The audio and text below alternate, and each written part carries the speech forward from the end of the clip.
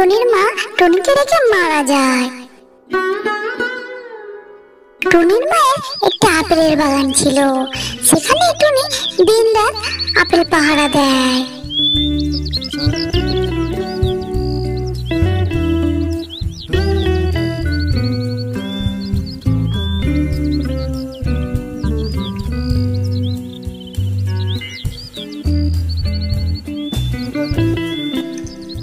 এবং টুনি চলে যাওয়ার পর ওই গাছে সোনার আপেল ফলতো।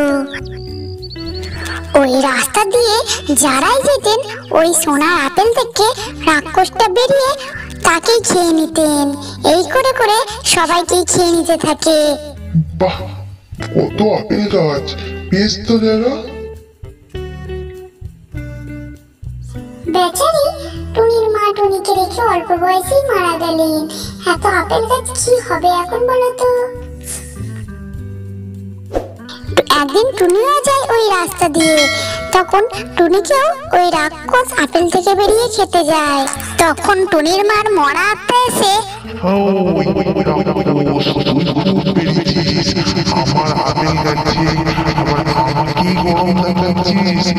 আমাদের